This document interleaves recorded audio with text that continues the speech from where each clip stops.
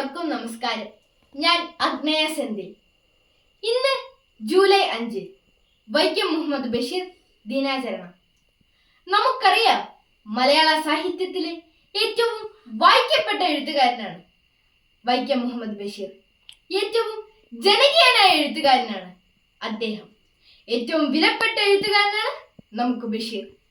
മലയാള ഭാഷയെയും മലയാള ഭാവനയെയും ലോക നിലവാരത്തിലേക്ക് ഉയർത്തിയ ബഷീർ എഴുത്തിലെ അത്ഭുത പ്രതിഭയും അപൂർവ പ്രതിഭാസവുമാണ്.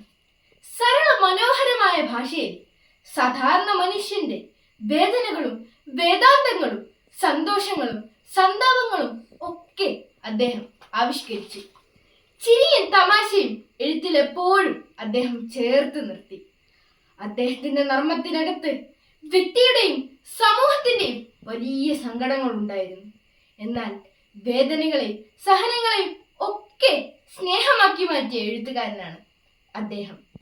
പേനയിൽ ശുഭക്തി വിശ്വാസത്തിന്റെ മഷി നിറച്ച് ജീവിതം ഒരു അനുഗ്രഹമാണെന്ന് ആവർത്തിച്ചു പറഞ്ഞു.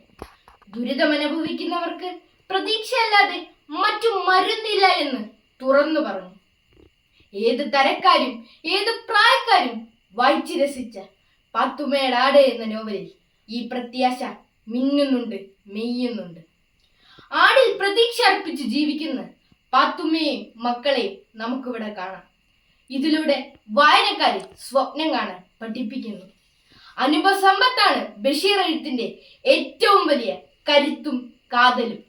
ഇന്ത്യൻ സ്വാതന്ത്ര്യ സമരത്തിൽ പങ്കെടുത്ത് ജയിൽവാസവും അനുഷ്ഠിച്ചു. ജീവജാലങ്ങളെയും പ്രകൃതിയും ചേർത്ത് നിർത്തി സ്നേഹിച്ച അദ്ദേഹത്തിന്റെ കൃതികൾ ഇന്നും നമ്മളുടെ ഹൃദയങ്ങളിൽ തങ്ങി നിൽക്കുന്നു. കഥകളുടെ സുൽത്താന്റെ ഓർമ്മകൾക്ക് മുൻപിൽ പ്രണാമമർപ്പിച്ചുകൊണ്ട് നിർത്തുന്നു. നന്ദി, നമസ്കാരം.